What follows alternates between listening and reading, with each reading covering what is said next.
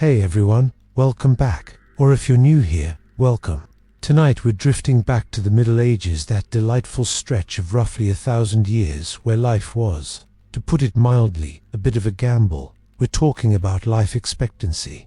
Not the exciting stuff, like battles or plagues. Well, okay, a little bit of plague, but really, just the quiet, grinding reality of how long people actually stuck around back then.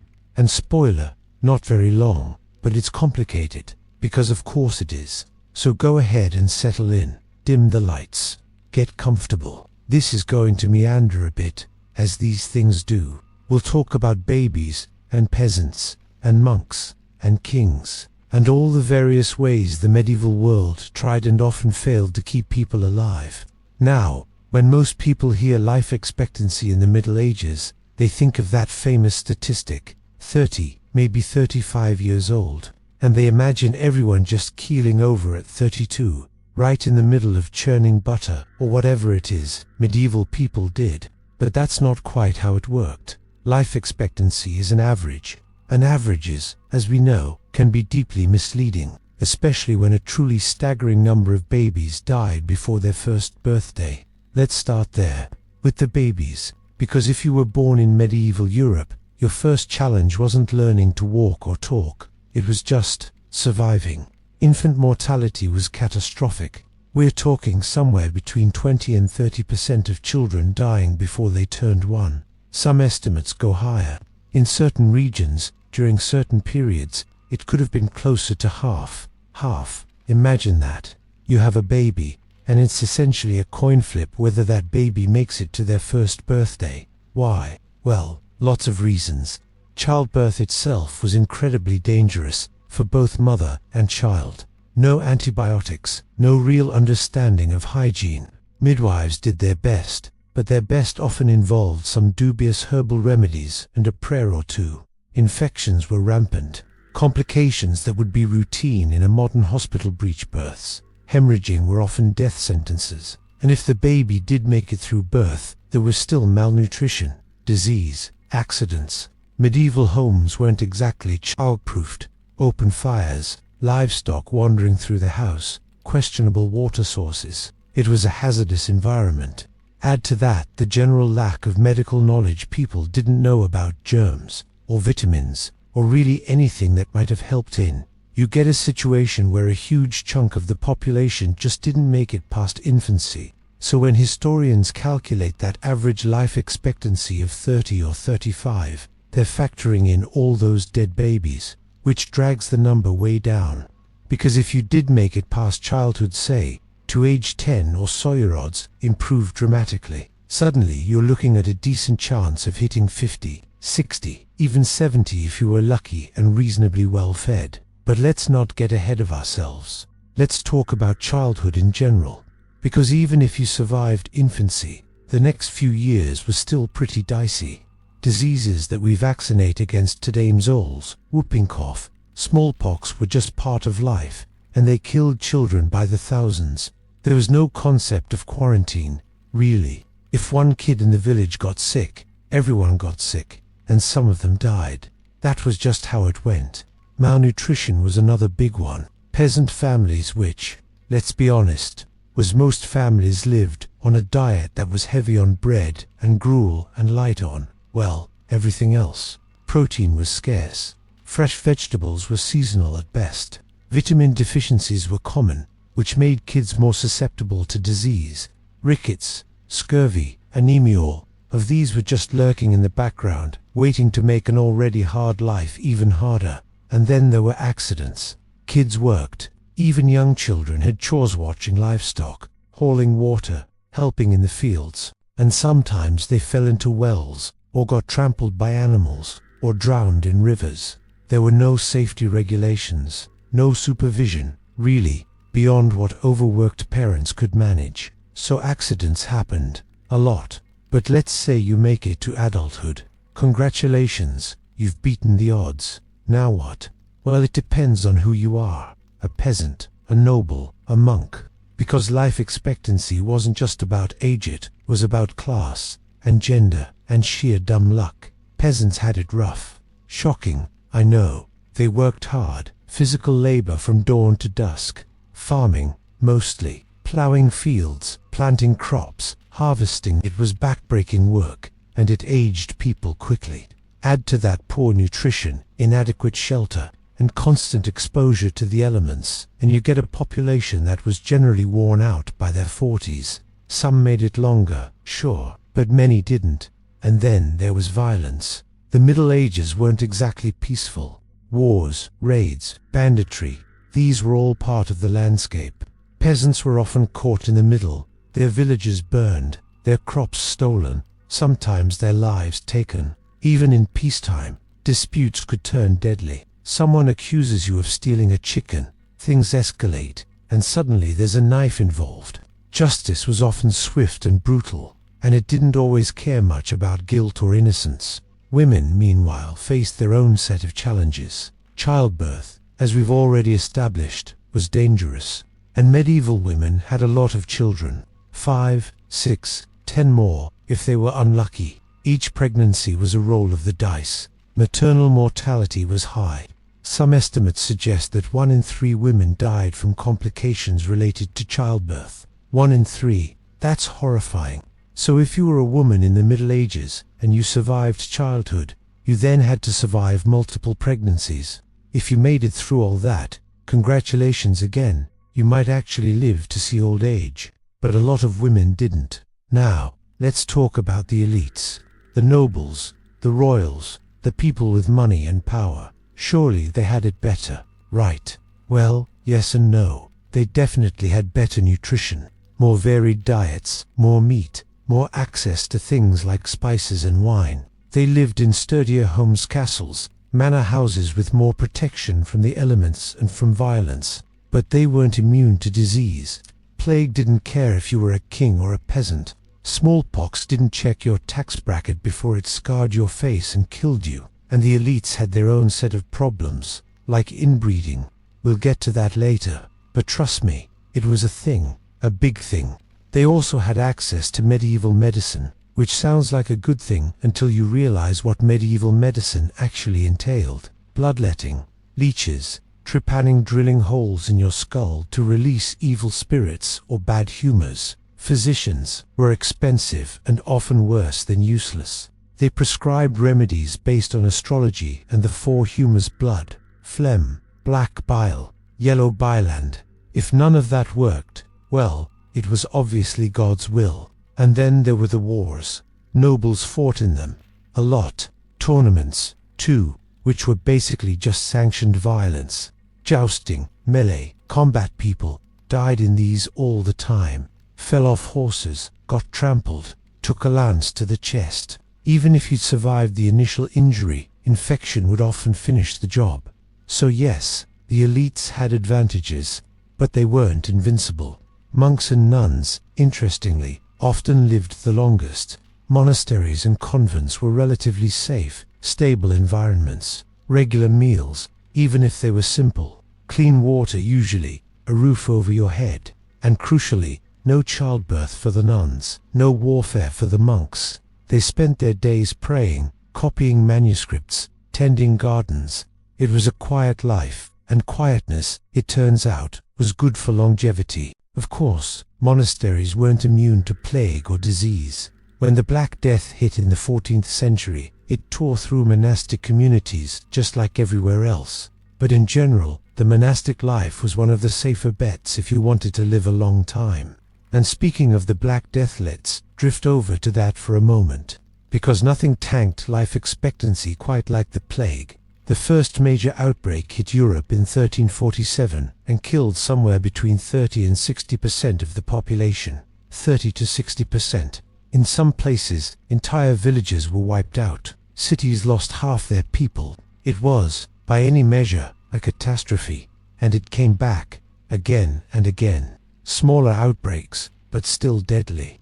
Throughout the 14th and 15th centuries, plague was just part of life.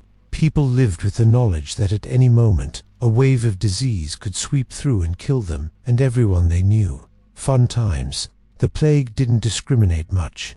Rich, poor, young, old, everyone was vulnerable. Although, to be fair, the wealthy could flee to the countryside, away from crowded, filthy cities where the plague spread fastest. Peasants didn't have that option. They stayed, and they died. So when we talk about life expectancy in the Middle Ages, we have to account for the plague years. Those numbers drop precipitously during outbreaks, and even between outbreaks, the psychological and social impact lingered. People were traumatized, communities were fractured, the economy took hit after hit. But let's step back from the plague for a moment and talk about old age, because people did get old. Not as many as today, obviously, but it happened. If you made it to 60, you were considered quite elderly.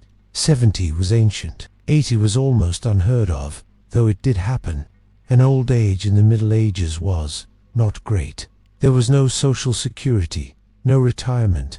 If you couldn't work, you relied on your family to take care of you, or the church, if you were lucky. Almshouses, charity. But there was no guarantee. Some elderly people were respected, valued for their wisdom and experience. Others were seen as burdens. It depended on the family, the community, the individual circumstances.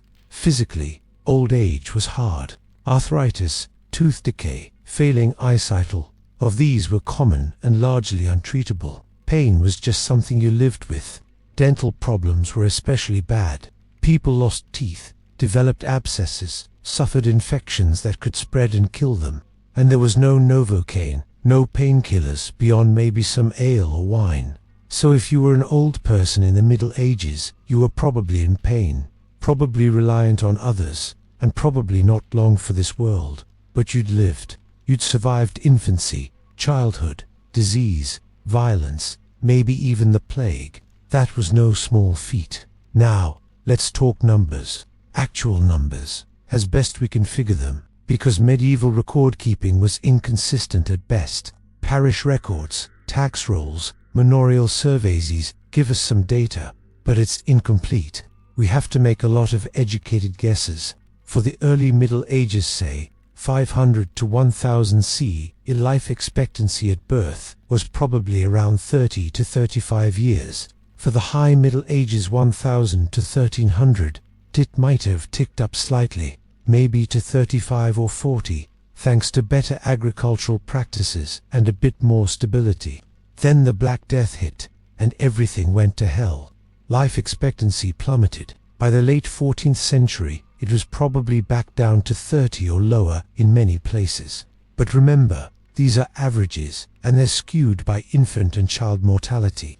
If you made it to adulthood, say, age 21, you could reasonably expect to live into your 50s or 60s.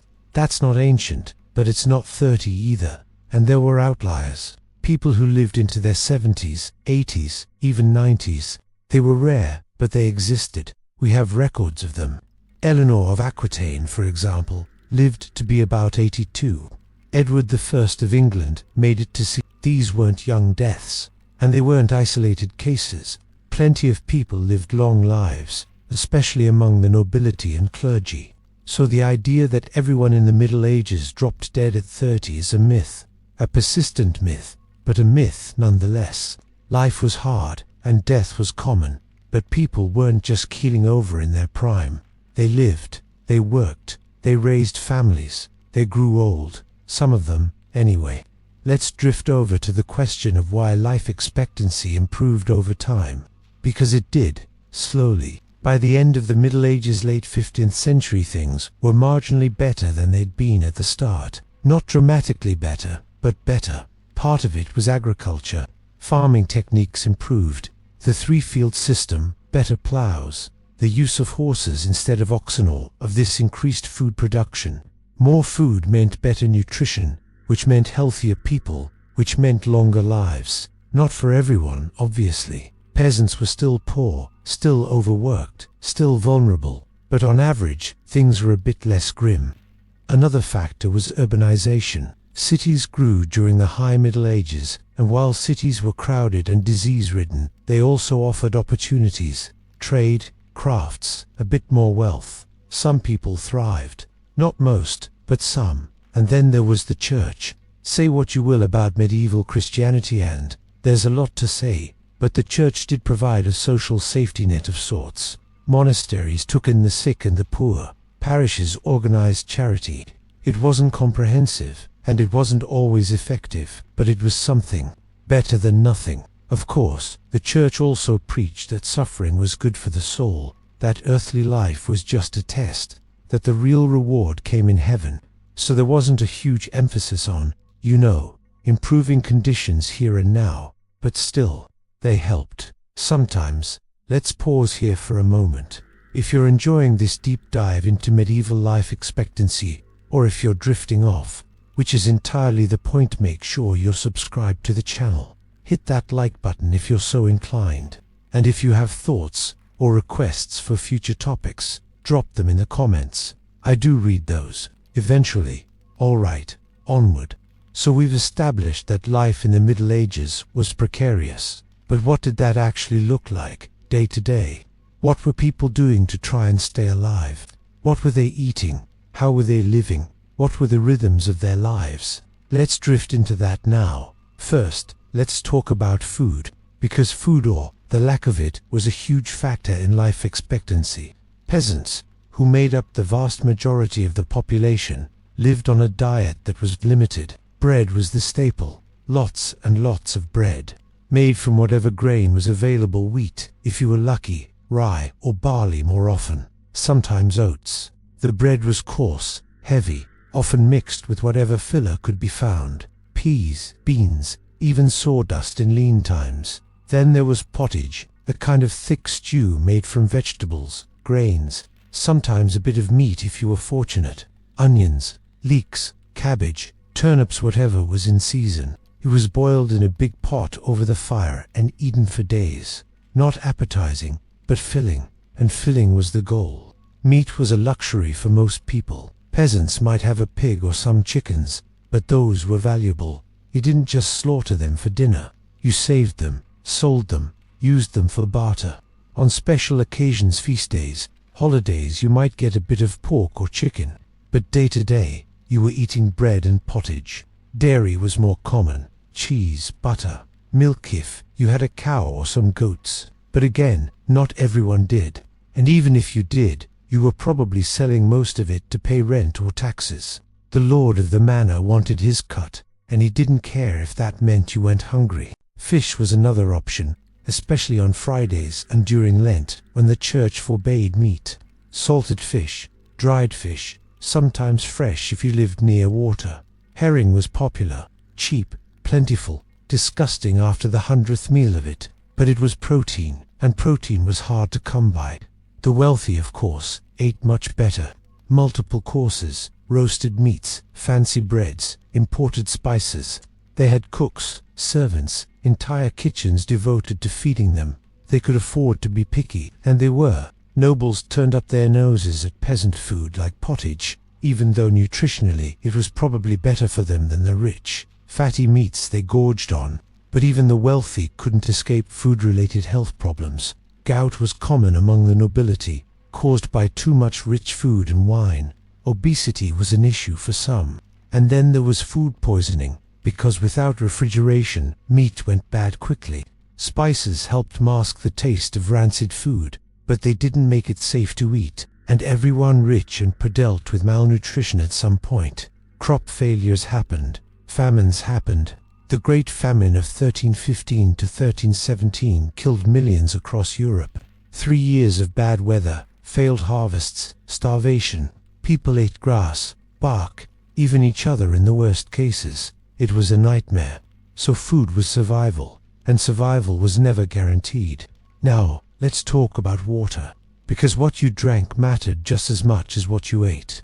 Water sources in the Middle Ages were often contaminated. Rivers, wells, ponds, all of them could be tainted with sewage, animal waste, all sorts of nasty stuff.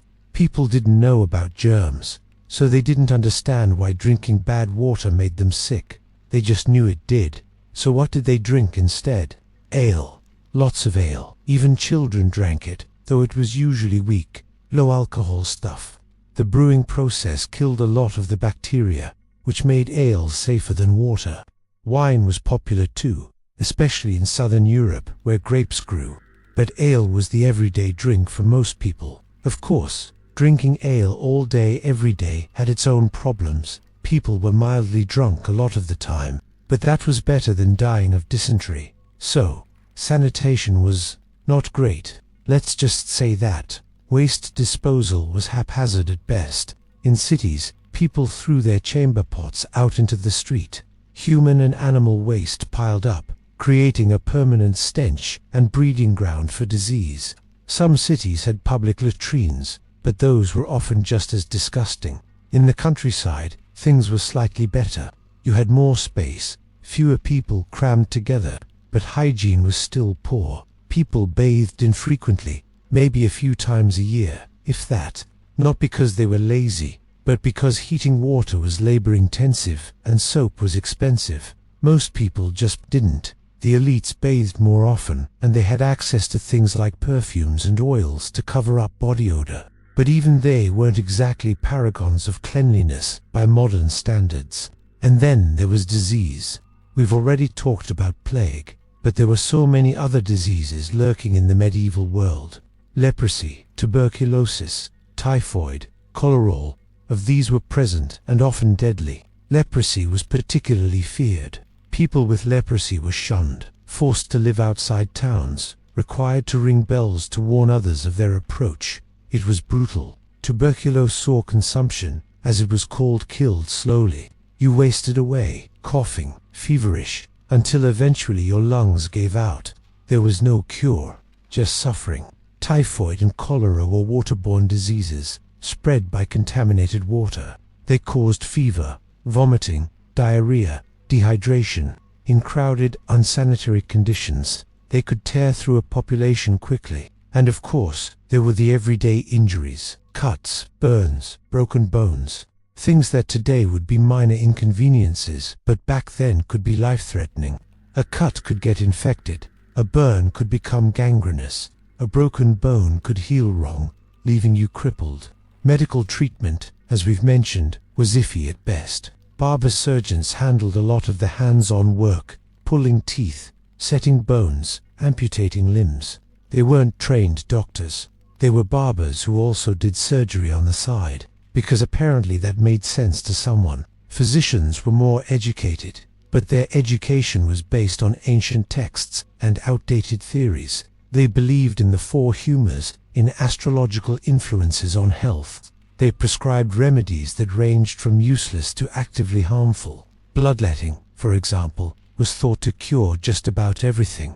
Feeling sick? Let's drain some blood. Still sick? Let's drain more. Oh, you died. Well, it was God's will. There were herbalists and wise women who used plants to treat ailments. Some of these remedies actually worked. Willow bark for pain, for example, which contains salicylic acid, the active ingredient in aspirin.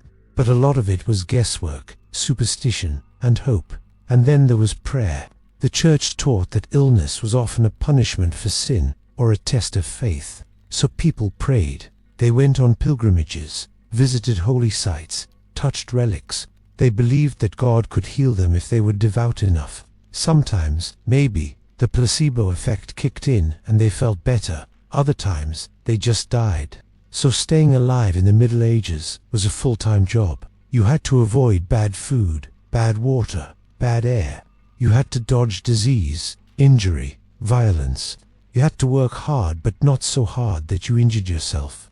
You had to stay warm in winter, cool in summer. You had to hope the crops didn't fail, that the Lord didn't raise your taxes, that bandits didn't raid your village, that plague didn't sweep through. And even if you did everything right, you could still just die, because that was life. Precarious, uncertain, often short. But people kept going. They worked, they loved, they raised families, they celebrated feast days, told stories, sang songs. They found joy where they could, because what else were they going to do? Now let's drift over to the differences between urban and rural life, because where you lived mattered a lot when it came to life expectancy. Rural areas, villages, farmland were where most people lived. Life was hard, but relatively predictable. You worked the land, followed the seasons, paid your dues to the Lord. You knew your neighbors, your family was nearby. There was a sense of community, even if that community was also nosy and judgmental. The downside: isolation. If something went wrong, a bad harvest, an injury, a disease, you were on your own. The nearest town might be miles away. Help wasn't coming. You dealt with it yourself, or you didn't. Cities, on the other hand, were crowded, bustling, full of opportunity and danger in equal measure. You could find work, make money, rise above your station if you were clever and lucky. But you were also packed in with thousands of other people, all of them producing waste, spreading disease, competing for resources. Urban mortality rates were higher than rural ones. Disease spread faster in cities. Crime was more common. Fires were a constant threat. Buildings were made of wood and packed closely together. One stray spark and half the city could go up in flames. But cities also had infrastructure that villages didn't. Markets, hospitals, guilds. If you got sick, you might find a hospital run by monks or nuns. It wouldn't be great. Medieval hospitals were more like hospices, places to die comfortably rather than places to get cured. But it was something. And cities had wealth. Merchants, bankers, craftsmen. These people had money, and money bought better food, better housing, better chances. Not for everyone, obviously. The urban poor were as bad off as rural peasants, maybe worse. But for those who could climb the ladder, cities offered possibilities. So life expectancy varied depending on where you lived. Rural areas were safer from disease, but more vulnerable to famine and isolation. Cities were riskier, but offered more resources. Pick your poison, basically. Alright, let's talk about sex and reproduction. Because if you wanted to perpetuate the species, and most people did, voluntarily or otherwise, you had to navigate a minefield of biological and social risks. And nowhere was this more apparent than in the lives of women, who bore the brunt of reproductive labor and its dangers. Marriage in the Middle Ages was often arranged, especially among the nobility. You didn't marry for love, you married for alliances, land, money. Romantic compatibility was a bonus, not a requirement. Peasant marriages were slightly more flexible. People had a bit more say in who they married, but even then, practical concerns often outweighed personal preference. And you married young. Girls could be married off as young as 12 or 13, though consummation was usually delayed until they were a bit older. Boys were typically a bit older, maybe 15 or 16. The idea was to start producing heirs as soon as biologically possible, which brings us to childbirth. We've touched on this already, but let's go deeper. Because childbirth in the Middle Ages was absolutely terrifying. There were no hospitals, no obstetricians, no pain relief beyond maybe some herbs or wine. Women gave birth at home, attended by midwives and female relatives. Midwives were experienced, sure, but their knowledge was based on tradition and observation, not science. They didn't understand anatomy, didn't know about sterilization, didn't have tools to deal with complications. If the baby was positioned wrong, breech, transverse, the midwife would try to turn it manually. Sometimes that worked, often it didn't. If the baby got stuck, both mother and child were in serious danger. The midwife might try to pull the baby out, use hooks or other instruments. It was brutal. And if the mother hemorrhaged, or if the placenta didn't deliver, or if she developed an infection afterward, puerperal fever, caused by bacteria, there wasn't much anyone could do. Bloodletting might be attempted, or herbal remedies, or prayers. But mostly, you just hoped she survived. 1 in 3 women died from childbirth-related complications. Let that sink in. 1 in 3. And women had multiple pregnancies, 5, 6, 10 children. Each one was a roll of the dice. The odds caught up with you eventually, and even if you survived childbirth, the recovery was rough. No bed rest, no maternity leave. You were expected to be up and working again as soon as possible. Cooking, cleaning, taking care of the other children. Your body didn't get time to heal. Infant mortality, as we've discussed, was staggering. Losing a child was heartbreaking, but it was also common. Women expected to lose at least 1 child, probably more. They named babies after dead siblings. They baptized infants immediately, just in case. They mourned, but they also moved on, because what else could they do? Men, meanwhile, had their own set of risks, though generally less deadly. Accidents during manual labor, injuries in fights or wars, hernias from heavy lifting, which could become strangulated and kill you. Testicular torsion, yes, really, and it was as awful as it sounds. Sexual activity itself carried risks. Sexually transmitted infections existed, though they weren't well understood. Syphilis didn't arrive in Europe until the late 15th century, but gonorrhea and other infections were around. They caused pain, infertility, sometimes death, and there was no treatment. Contraception was rudimentary. Herbal remedies, withdrawal, abstinence, none of which were particularly effective. The church frowned on contraception anyway, teaching that sex was for procreation, not pleasure. So people just had babies. A lot of babies. Illegitimate children were a whole other issue. If you had a baby outside of marriage, you were in trouble. Women bore the brunt of the shame and social consequences. Men often faced few repercussions, because of course, illegitimate children were stigmatized, though they could sometimes be legitimized or absorbed into households quietly. Among the nobility, producing heirs was a matter of political importance. Kings and queens needed sons to inherit the throne. Daughters were useful for marriage alliances, but sons were the prize. If a queen failed to produce a male heir, she could be set aside, divorced, even executed. Henry VIII's treatment of his wives is a later example, but the pressure existed throughout the medieval period. And then there was the problem of infant mortality among royal children. Even with better nutrition and care, royal babies died at alarming rates. Stillbirths, infections, accidents. Hemophilia, which ran in some royal lines due to inbreeding, killed boys in childhood. It was heartbreaking and dynastically destabilizing. Wet nurses were common among the wealthy. Noble women often didn't breastfeed their own children. They hired peasant women to do it. This freed them up to get pregnant again sooner, which was seen as a good thing.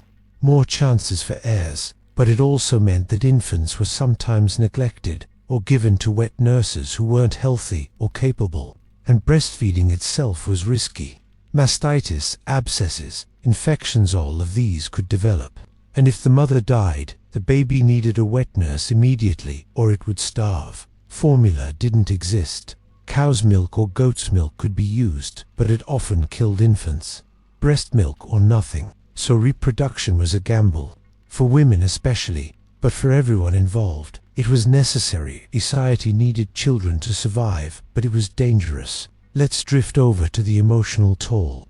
Because losing children, losing partners in childbirth, watching infants die, took a psychological toll. Medieval people weren't emotionless. They grieved.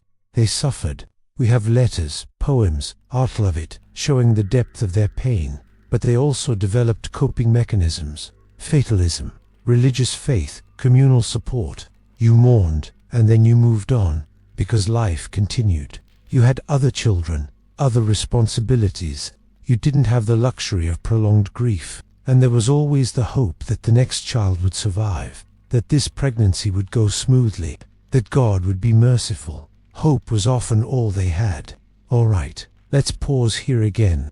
If you're still awake or if you're just about to drift off perfect, that's the goal. We'll keep going, drifting through more medieval miseries and oddities. Just let the words wash over you. So you've made it. Against all odds, you've survived infancy, childhood, disease, injury, maybe even childbirth if you're a woman. You're middle-aged now, 50 years old. Congratulations, you're ancient by medieval standards. Now what? Well, now you get to experience the joys of aging in a world with no concept of geriatric care. Let's talk about what getting old actually looked like. First, your body starts falling apart. And I mean really falling apart. Arthritis was incredibly common. All that manual labor plowing fields, hauling water, grinding grain took a toll on joints. Knees, hips, hands, they all ached constantly. There was no ibuprofen, no cortisone shots. You just lived with the pain. Your back gave out. Decades of bending, lifting, carrying your spine compressed. Your discs deteriorated. Chronic back pain was just part of life. Some people became hunched, stooped over permanently. They kept working anyway, because what choice did they have? Your teeth rotted. Dental hygiene was non-existent. People chewed on twigs sometimes, tried to clean their teeth that way, but mostly, teeth just decayed. Cavities, abscesses, tooth loss, all of this was normal, and it hurt. Tooth pain is excruciating, and there was no real way to fix it. You could have a tooth pulled by a barber surgeon, but that was agonizing in itself. No anesthesia, just someone yanking on your tooth with pliers while you screamed. Sometimes the tooth broke, leaving fragments in your gum that would get infected. Sometimes the whole thing got infected anyway. And tooth loss affected more than just your ability to eat. It changed your appearance, made you look older, made it harder to speak clearly. It was a visible marker of age and decline. Your eyesight went. Cataracts were common, and there was no surgery to fix them. You just went gradually blind.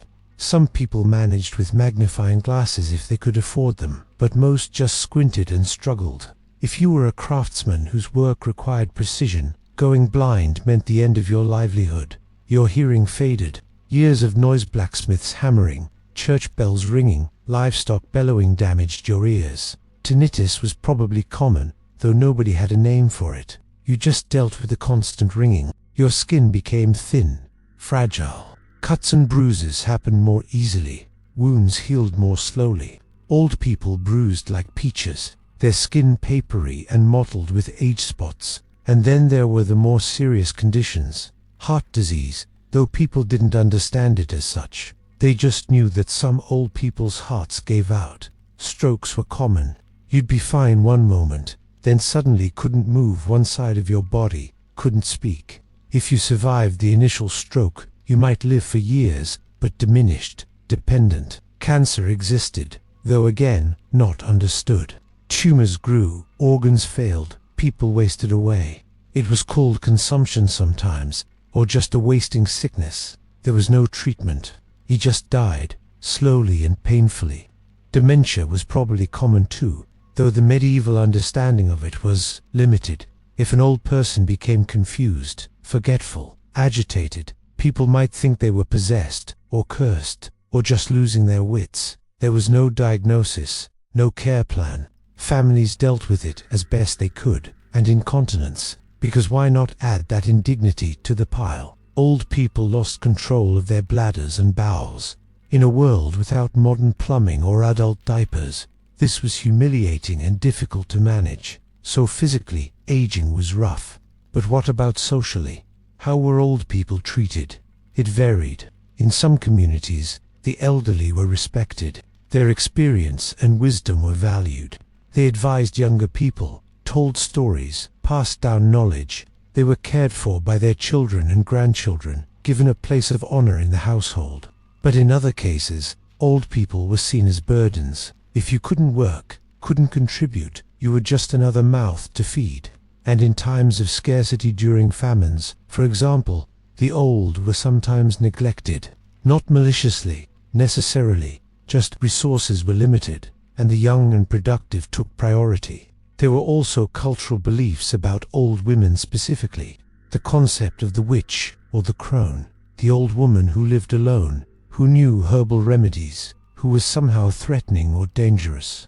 Accusations of witchcraft could be deadly, and they often targeted elderly women. We're getting ahead of ourselves into later periods when witch hunts intensified, but the seeds were there in the medieval period. Old men fared somewhat better socially. If they'd been successful, acquired land, wealth, status, they could maintain their position into old age. Patriarchs ruled their families, made decisions, controlled resources. But old men without resources were just as vulnerable as old women. And then there was retirement, which is to say, there wasn't any. You worked until you physically couldn't anymore. Then you relied on family, or the church, or you starved. There was no pension, no savings account. Your security in old age depended entirely on whether your children felt obligated to care for you. Some old people entered monasteries or convents in their final years. If they had money or property to donate, the church would take them in, give them a bed, feed them, pray for their souls. It wasn't a bad deal, honestly, Better than dying alone in a cold cottage. Let's talk about notable old people from the medieval period, because some people did live long lives and remained active and influential. Eleanor of Aquitaine, as mentioned earlier, lived to about 82. She was Queen of France, then Queen of England, mother of kings, political advisor, patron of the arts. She spent her final years in a nunnery, but remained sharp and engaged until the end. She was exceptional, though. Most people didn't have her resources or luck. Or consider Petrarch's father, who lived into his 70s and remained intellectually active. Plenty of monks and scholars lived long lives, spending their old age copying manuscripts, teaching, writing, but these were the exceptions. Most people who lived into old age did so in pain, poverty, and obscurity. They were the unnamed peasants in parish records, noted only by their deaths. Agnes's widow died aged approximately 70. That was it. That was the sum of a life. And death itself, when it came, was usually at home. There were no nursing homes, no hospice care in the modern sense. You died in your bed, surrounded by family if you were lucky. A priest might be called to administer last rites, to hear your final confession, to ensure your soul was prepared for judgment. The church taught that death was a transition, not an end. He left this vale of tears and went to PYL. That depended on how you'd lived. Heaven if you'd been good, hell if you'd been bad, purgatory if you were somewhere in between. Most people expected purgatory, a period of suffering to purge your sins before you could enter heaven. It wasn't great, but it was better than eternal damnation. So people prepared for death. They made wills, distributed their possessions, said their goodbyes. They prayed, confessed, took communion. They tried to die in a state of grace, and then they were buried, usually in the churchyard, in a simple grave. The wealthy might have elaborate tombs, monuments, effigies, but most people got a hole in the ground and a wooden marker that would rot away within a few years. Anonymous, forgotten, except by their families, for a generation or two. And then even that faded. So that was aging in the Middle Ages. A slow decline, often painful, sometimes lonely, but also, for some, a life well lived, a chance to see grandchildren, to pass on knowledge, to rest after decades of labor. It depended on so many factors: health, wealth, family, luck. Let's drift over now to some specific examples. Real people who lived and died in the medieval period, because numbers and generalities are all well and good, but individual stories make it real. Take, for example, the grave of a woman found in a medieval cemetery in England. She was probably in her 50s when she died. Her skeleton showed signs of severe arthritis in her spine and hips, multiple healed fractures, ribs, a wrist, a finger. Her teeth were mostly gone, with abscesses in her jaw. She'd given birth at least 5 or 6 times, based on the scarring on her pelvis. This woman lived a hard life. She worked physically demanding jobs. She survived injuries that could have killed her. She endured chronic pain. She lost teeth, struggled to eat, probably suffered from malnutrition, and she bore multiple children, each pregnancy risking her life, but she made it to her 50s. That's not nothing. She lived longer than many of her contemporaries. She saw her children grow, maybe even met grandchildren, and then she died and was buried in the churchyard. Her grave marked, her memory preserved in the bones that archaeologists would study centuries later. Or consider the story of an elderly monk from a French monastery. He was 83 when he died, according to monastic records. He'd spent over 60 years in the monastery, copying manuscripts, tending the gardens, praying. His death was noted in the abbey's records, peaceful passing, surrounded by his brothers, his soul commended to God. This man lived a long, relatively comfortable life. He was fed, housed, cared for. He had purpose, community, routine. His old age was secure in a way that most people's weren't, and when he died, he was mourned and remembered. Or the story of a knight who died at 45 from complications of an old wound. He'd been injured in a tournament 20 years earlier, a lance to the leg that had never healed properly. It became infected periodically, flared up, caused him pain. Eventually, the infection spread, and he died. He'd lived longer than many knights, who often died young in battle or tournaments, but his old wound caught up with him in the end. He left behind a wife, 3 children, and a small estate. His tomb in the local church notes his service to his Lord, his valor, his devotion, a life summed up in stone. These stories and countless others like them make up the reality of life expectancy in the Middle Ages. It wasn't just statistics, it was people, living and dying, trying to make the best of a difficult world. Now, let's drift over to the elites, the nobles, the royals, the people with money and power. Because while they had advantages, better food, better housing, access to what passed for medical care, they also had their own unique set of health problems. And some of those problems were self-inflicted in the most spectacular ways. Let's start with diet. Nobles ate well, too well in many cases. Multiple courses, roasted meats, rich sauces, sweet desserts. They consumed enormous quantities of food, especially at feasts. Gluttony wasn't just a sin, it was a status symbol. You showed off your wealth by serving ridiculous amounts of food. And it showed. Obesity was common among the wealthy. Not universal, but common. And with obesity came all the related health problems. Heart disease, diabetes, though they didn't understand diabetes and just knew that some people became weak and sickly and peed a lot. Gout, which was caused by too much rich food and alcohol. Gout was basically the disease of the wealthy. It caused excruciating pain in the joints, usually the big toe first, and then spreading. Kings and nobles were laid up for weeks with gout attacks, unable to walk, barely able to function. And then there was the drinking. Nobles drank a lot. Wine, ale, mead. Alcohol was consumed in quantities that would horrify modern doctors. Alcoholism was rampant, though not recognized as a disease. Liver damage, pancreatitis, all of the health consequences of chronic heavy drinking. But the real aristocratic health disaster, inbreeding. Oh boy, let's talk about inbreeding. European nobility had a problem. They wanted to keep power and wealth within their families. They wanted to maintain bloodlines, ensure inheritance, form alliances with other powerful families. So they married each other. Cousins married cousins. Uncles married nieces. The gene pool got smaller and smaller, and the consequences were catastrophic. Hemophilia, for example. The royal disease, it's a genetic disorder that prevents blood from clotting properly. A small cut can bleed for hours. Internal bleeding can happen spontaneously. It's carried on the X chromosome, so it primarily affects males. And it ran rampant through European royal families. Queen Victoria of England was a carrier. She passed it to several of her children, who then married into other royal families, spreading it across Europe. The Spanish royal family had it.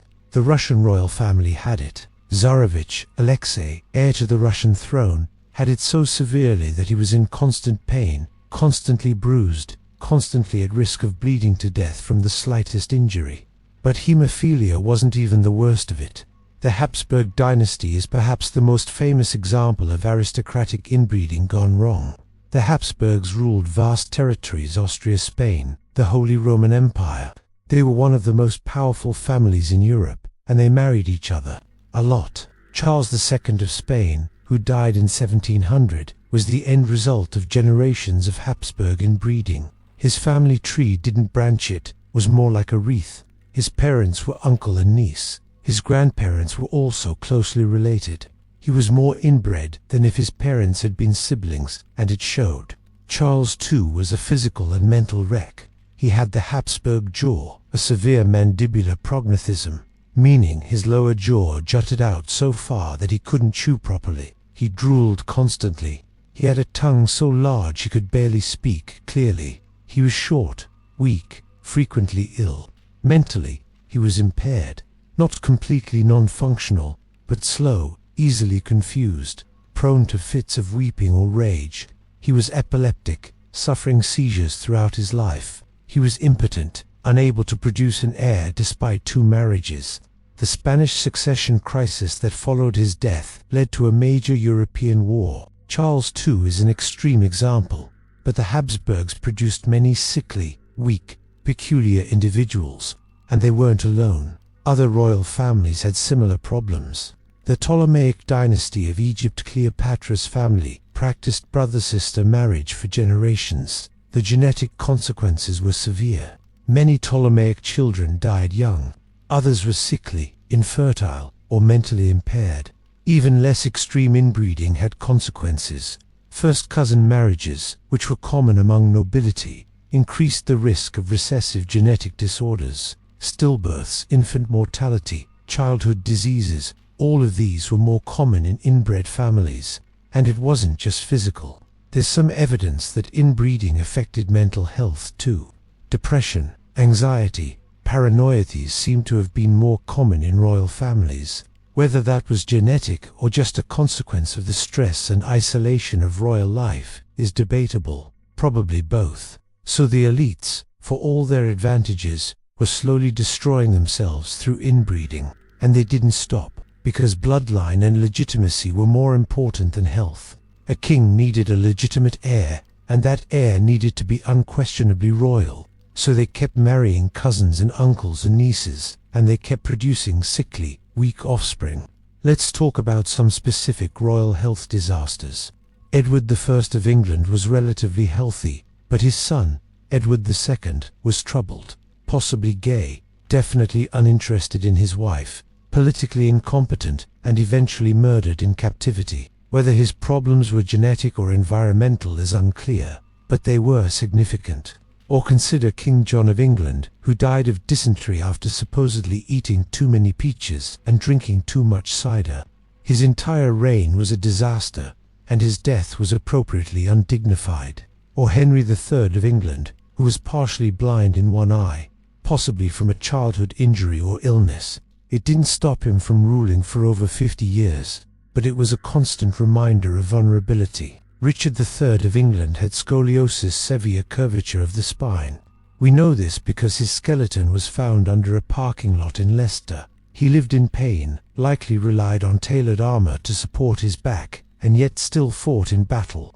He died at the Battle of Bosworth Field, his body hacked to pieces, the last king of England to die in combat. And then there's the mental health issues. Lots of kings and queens were described as melancholy or prone to fits. Charles VI of France had episodes of psychosis where he believed he was made of glass and would shatter if touched. He ruled for over 40 years, but spent much of that time incapacitated. Henry VI of England inherited the throne as an infant, and later suffered a complete mental breakdown. He became catatonic for over a year, unable to speak or recognize anyone. He recovered somewhat, but was never fully competent. His weakness contributed to the Wars of the Roses, a brutal civil war. So royalty wasn't all crowns and castles. It was illness, pain, madness, and death. Often early death, despite the best care available, and the best care was often quackery. Royal physicians were well paid, but their treatments were based on the same flawed theories as everyone else's. Bloodletting, astrology, bizarre concoctions. Charles II of England, not the Spanish one, the English one from the 17th century, died after his doctors subjected him to bloodletting, enemas, and a string of increasingly desperate treatments. They basically tortured him to death, trying to save him. But even in the medieval period, royal medicine was often harmful. Poisonous substances were used as treatments. Mercury, arsenic, lead, all of these were prescribed for various ailments. They caused more problems than they solved, and royals were subject to the same diseases as everyone else. Smallpox didn't care if you were a king. Plague didn't care if you were a queen. Mary I of England died possibly from ovarian cancer, in agony, convinced she was pregnant when she wasn't. Edward VI of England died of tuberculosis at 15, coughing his lungs out. So life expectancy among royalty was better than among peasants, on average, but not by as much as you might think. Infant mortality was lower, but still significant. Many royal children died. Many royal women died in childbirth. Many royal men died in battle or from illness. And the ones who survived often lived diminished lives. Pain, illness, disabilities were constant companions. Let's drift now toward the end, death. Because no matter who you were, where you lived, how healthy or wealthy, death came eventually. And in the Middle Ages, it came often suddenly, painfully, and young. We've talked about causes of death throughout this script, but let's pull it all together now. What actually killed people? For infants and children, infection, malnutrition, accidents, disease, measles, whooping cough, smallpox, scarlet fever, diarrhea, which caused fatal dehydration, pneumonia, falls, drownings, burns. For adults, disease, still, plague, tuberculosis, typhoid, dysentery, injuries that became infected, childbirth for women, warfare for men, heart attacks, strokes, cancer, though unrecognized. For the elderly, all of the above, plus just wearing out, hearts that gave up, lungs that filled with fluid, bodies that simply stopped functioning. And then there were the unexpected deaths. Choking people choked on food and died because nobody knew the Heimlich maneuver. Drowning rivers, wells, ponds claimed lives regularly. Falling off ladders, off horses, off cliffs, being kicked by animals, trampled, gored, murders, domestic violence, bar fights, robbery, gone wrong.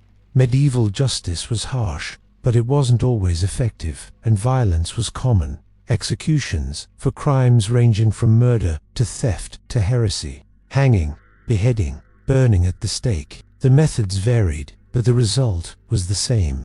And accidents in daily life.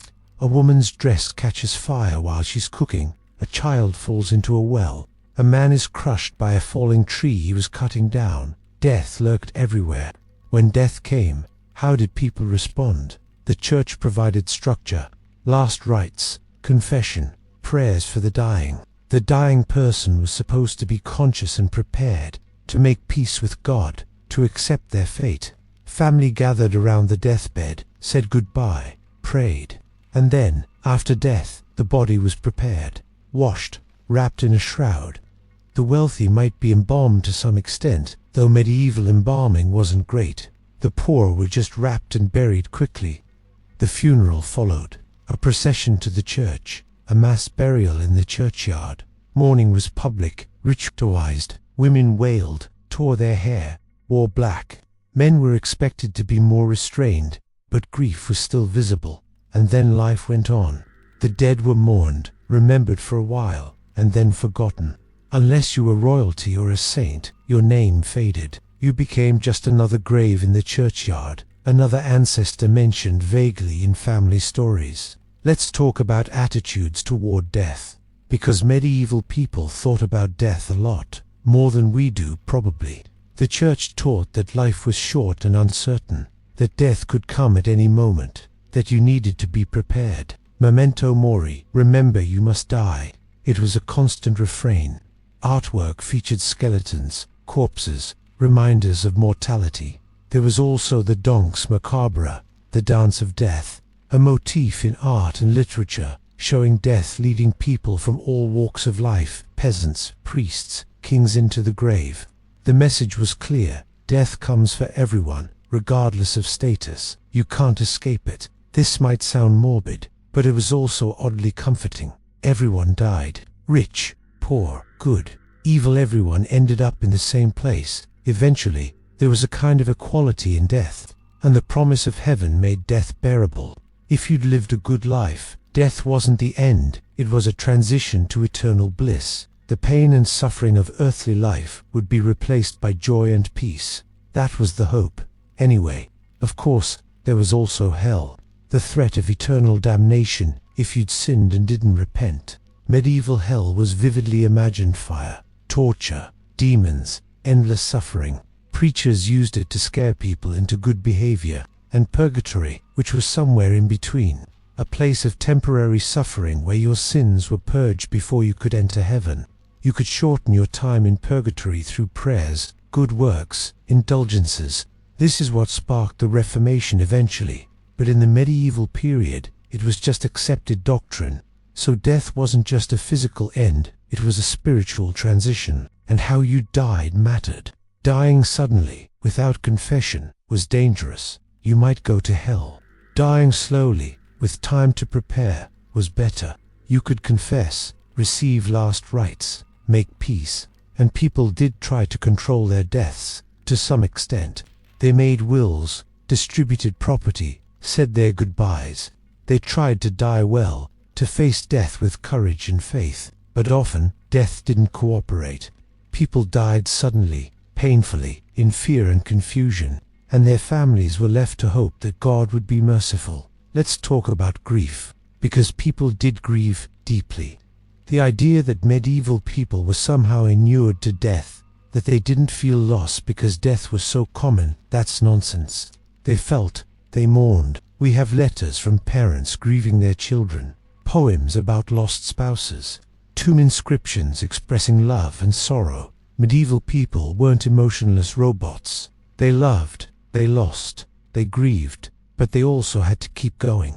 There was work to be done, other children to care for, life to live. So they grieved, and then they moved on, not because they didn't care, but because they had no choice. And there was always the hope of reunion in heaven. That comforted some people. The idea that death was just a temporary separation, that they'd see their loved ones again in the afterlife. Whether that actually helped, who knows, but it was something to hold on to. So we've established that life in the Middle Ages was difficult, dangerous, and often short, but it wasn't static. Things changed, slowly. By the end of the medieval period, late 15th century, life expectancy was starting to creep upward. Not dramatically, but noticeably. Why? Several factors. Agriculture improved. The three-field system, better plows, the use of horses instead of oxen. All of this increased food production. More food meant better nutrition, which meant healthier people. Trade expanded. The Crusades, for all their horror, opened up trade routes to the east. Spices, silk, and knowledge flowed into Europe.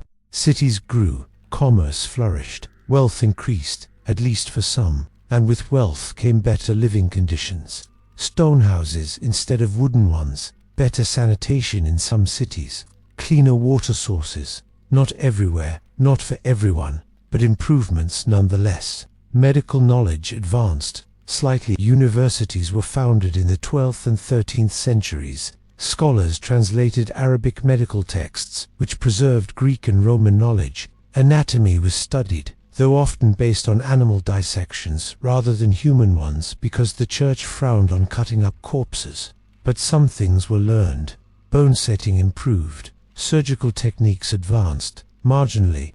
Herbal remedies were catalogued. It wasn't modern medicine, but it was better than nothing. And the Black Death, paradoxically, may have improved life expectancy for survivors. The population dropped so drastically that labor became scarce. Peasants could demand higher wages, better conditions. Land became available. People ate better, lived better. Of course, this took time. The immediate aftermath of the plague was chaos. But by the 15th century, Europe was recovering, and with recovery came modest improvements in quality of life. The Renaissance was beginning to dawn. Art, literature, science, all were flourishing. Curiosity about the natural world was increasing. The printing press would soon revolutionize the spread of knowledge, but all of that was still ahead. For most of the Middle Ages, life expectancy remained stubbornly low. People lived, worked, reproduced, and died, generation after generation. And yet, they persisted. Humanity survived, thrived, even in its way. Because for all the death and suffering, there was also life, love, joy, laughter, community. People told stories around fires. They sang songs. They celebrated feast days and harvests. They fell in love, got married, had children. They built cathedrals and castles, wrote poems and chronicles, created art that still moves us today. Life in the Middle Ages wasn't just a grim slog toward death. It was life, in all its messy, complicated, beautiful, and terrible fullness. And the people who lived through it were resilient. They faced hardships we can barely imagine and kept going. They adapted, survived, found meaning and purpose in a world that offered few guarantees. So when we talk about life expectancy in the Middle Ages, we're not just talking about numbers and statistics. We're talking about people, real people, who lived real lives, with all the hopes and fears and joys and sorrows that come with being human. They deserve to be remembered, not just as data points in a historical study, but as individuals. as mothers and fathers, children and elders, peasants and kings, as people who lived and died in a time very different from ours, but who were, fundamentally, just like us. And that, everyone, is the story of life expectancy in the Middle Ages. We've wandered through infancy and childhood, adulthood and old age. We've looked at peasants and nobles, men and women, the healthy and the sick. We've talked about food and water, disease and injury, childbirth and aging, death and grief. It's been a long journey, but hopefully a soothing one. If you're still with me, congratulations. If you've drifted off somewhere along the way, perfect. That's exactly what this was for. Life was hard in the Middle Ages, harder than most of us can imagine, but people lived it. They survived it. And in many ways, they laid the groundwork for the world we live in today. So as you drift off to sleep, maybe spare a thought for those medieval people, for the peasant woman who made it to 50 despite everything, for the infant who didn't, for the noble with gout and the monk who lived to 83, for all of them doing their best in a difficult world. Sleep well, everyone, and remember, life is precarious, always has been, but we keep going anyway, because that's what humans do. Now, before you drift off completely, I just want to say thank you for watching or listening, more accurately. If you found this soothing, or informative, or at least tolerable, please consider subscribing to the channel. Hit that like button if you're so inclined, and let me know in the comments what other historical topics you'd like me to drone on about for an hour and a half. I take requests. Eventually, sweet dreams everyone. And remember, you're doing better than most medieval peasants. That's something.